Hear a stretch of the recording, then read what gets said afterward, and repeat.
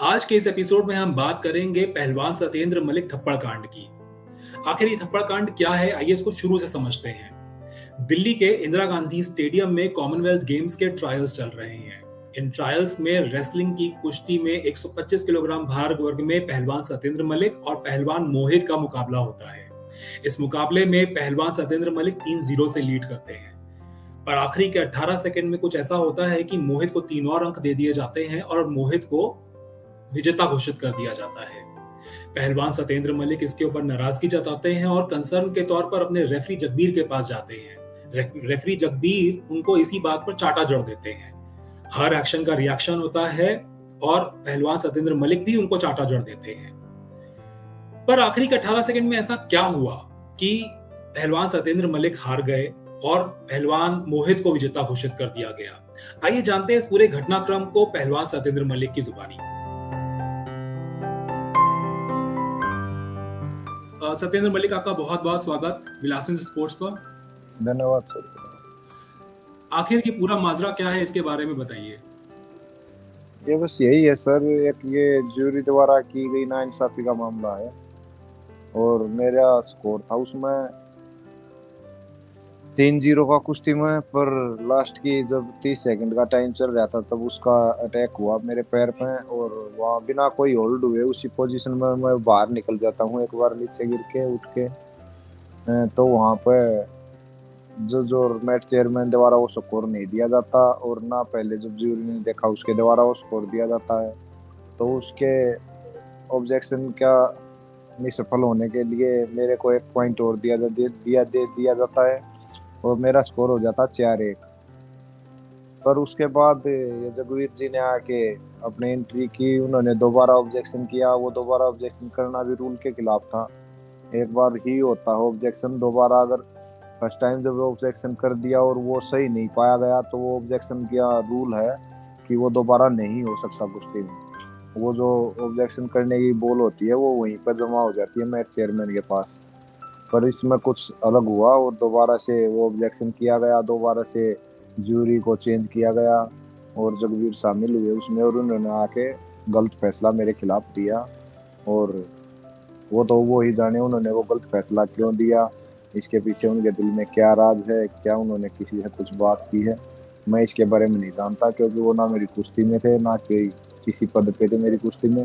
वो दूसरे मैच पे रेफरशिप कर रहे थे ना वो ज्यूरी में थे। तो सत्येंद्र, आपसे 2020 सितंबर में हमारी एक मुलाकात हुई थी। ऑफ कोर्स हमने यही इंटरव्यू किया था ऑनलाइन। हाँ जी सर। उस इंटरव्यू में मुझे याद है मैंने आपसे क्वेश्चन पूछा था। क्वेश्चन था कि क्या गुस्से से लड़ाई जीती जाती है। आपने बहुत ही सरलता से इसका जवाब दिया था। जवाब था कि अगर आप गुस्सा होंगे तो आपका माइंड और बॉडी जो है उसका तालमेल नहीं बैठेगा। तो सहनशीलता जो है बहुत जरूरी है गेम के अंदर और आप हमेशा अच्छा करते हैं। आई नो कि आप बहुत सहनशील व्यक्ति हैं। आखिर ऐसा क्या हो गया कि अचानक आपको इतना गुस्सा आ गया कि नहीं, गुस्सा नहीं आया सर। मुझे हारने के बाद भी गुस्सा नहीं आया। अगर मैं गुस्सा होता, हाँ चलो भाई हो गई वो चीज, हार तो थी नहीं, वो सबको ये पता था कि चीटिंग से इसके साथ कुश्ती को इसको खराब करवाया गया है। तो गुस्सा होता तो मैं उसको जाके पहले मारता सर। मैंने ऐसा कोई एक्टिविटी नहीं की, ना उसको मारा ना कोई उसको कुछ ऐसी कोई गालियाँ दी। और गालियाँ भी देनी होती तो मैं वहीं दूर से ही मैच से ही देने लग जाता। तो वो सारा गुस्सा उसके मेरे ऊपर हाथ उठाने के बाद मुझे आया और सारी ये घटना बस एक एक्शन के रिएक्शन में होने से। बिल्कुल।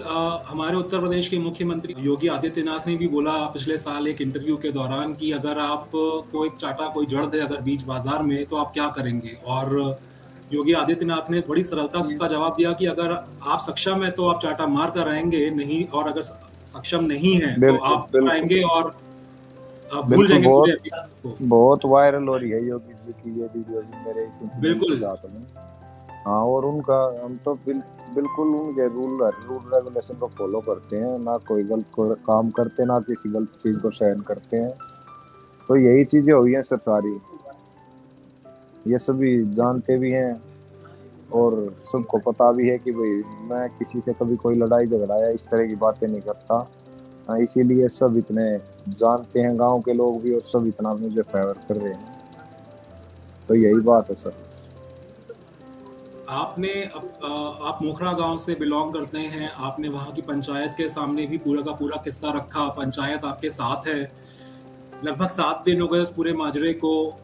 अब क्या आगे की क्या रणनीति है, क्या क्या प्लान कर रहे हैं, क्योंकि आगे आजीवन का तो सर आपके ऊपर ये भी। सभी फेडरेशन के ऊपर है सर, सारी चीजें। अभी फेडरेशन जो भी आगे का मुझे कांटेक्ट करेगी, आदेश देगी, उसी के अनुसार काम करूंगा सर। मैं तो फेडरेशन से मिलेंगे नेताजी से, वही बताएंगे कि भाई क्या सही रहेगा और क्या गलत। जो हो गया उसको तो कोई सुधार नहीं सकता शायद। बाकी मैं यही उम्मीद करता हूँ कि ये ट्रायल्स ही तो थी, ट्रायल्स तो दोबारा ले ली जाए। ऐसा तो कोई भारी मुद्दा है नहीं कि भाई ट्रायल्स दोबारा ना हो सकती।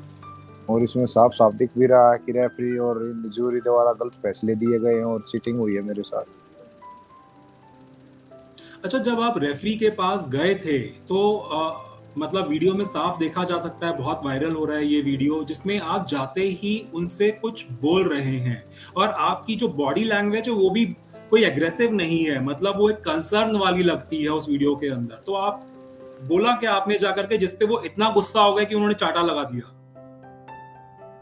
मैं तो उनको रिक्वेस्ट करने के लिए गया था वहां पे कि आपने क्या फैसला दिया, इससे क्या मिल गया आपको मेरा दिन खराब करके।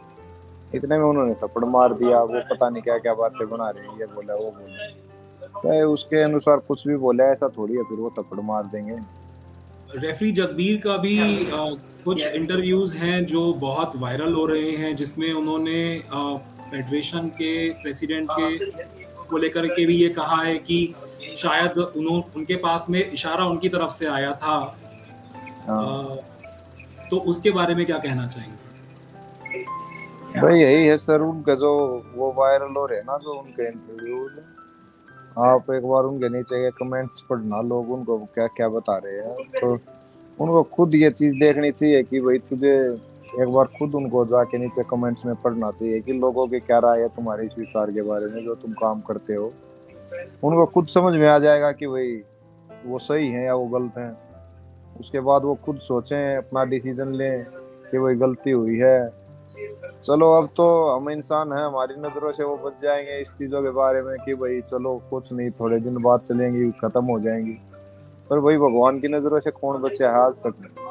अगर मैं गलत हूँ तो मुझे भी आगे जाकर भविष्य में सजा मिलेगी, वो गलत है तो उनको भी सजा मिलेगी। ये चीज़ें तो यहीं भुगत के जाएंगे भाई। वो बहुत गलत करते हैं, पर मेरा बिल्कुल साफ स्पष्ट कहना है, ये रेफरी हैं जो जितने अपने इंडिया में रेसलिंग में खासकर, ये सभी बहुत, सभी तो नहीं मतलब 90% बिल्कुल रोंग है। और आने वाले समय में पहलवानों के लिए भी ये हानिकारक है। अगर ऐसे ही चलता रहा तो ये किसी का भविष्य नहीं देखते। ये सब बिल्कुल गलत है सर।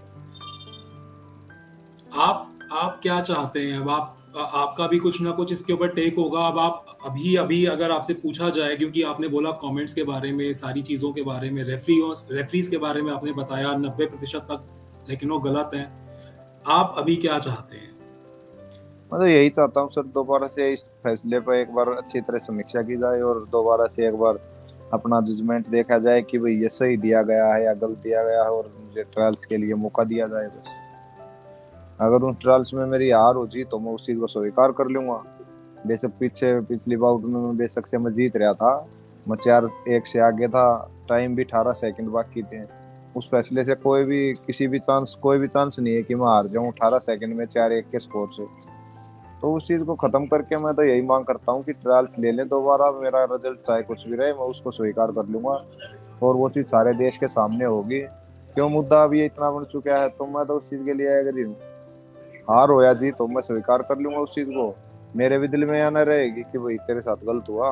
चलो गलत तो हुआ ही है, पर इतना वो नहीं रहेगा मेरा कि भाई मौका नहीं कि मिला आपको मुझे मौका तक अपने नहीं मिला? आप अपने आप को साबित करने का। और बाकी ये तो है ही सर, अगर ये चीज़ें भी निकल जाएंगी तो एक बार फिर से अपनी मेहनत करेंगे, कुछ ये फेडरेशन से बात करेंगे, बैन वैन हट जाएगा। अपने आप को साबित तो जरूर करेंगे सर एक बार फिर कि हम आप सही आम थे वो गलत थे। आप आर्म्ड फोर्सेस से हैं, आर्म्ड फोर्सेस के लिए भी काम करते हैं, तो क्या उनका इसके ऊपर कोई टेक है? क्या वो किसी तरीके से इस पूरे मुद्दे में इंटरवीन कर रहे हैं? हाँ कर रहे हैं सर, वैसे भी है, जो हमारा जो बोर्ड है खेल होगा, उन्होंने चिट्ठी लिखी है फेडरेशन को भी और अपने बोर्ड को भी। तो देखो उस पर क्या एक्शन होता है, अभी मेरे पास कुछ बात आई नहीं है। Thank you so much for joining us Satyendra. Okay okay sir, बहुत बहुत धन्यवाद। Thank you. आप सुन रहे थे पहलवान सत्येंद्र मलिक को। उन्होंने पूरा घटनाक्रम अपने शब्दों में बताया। उनके ऊपर रेसलिंग को लेकर के लाइफ टाइम बैन लगा है। ऑफ कोर्स उसका फैसला तो फेडरेशन ही करेगी, पर आपको क्या लगता है इस पूरे के पूरे मुद्दे में, पूरे एपिसोड में कौन गलत है?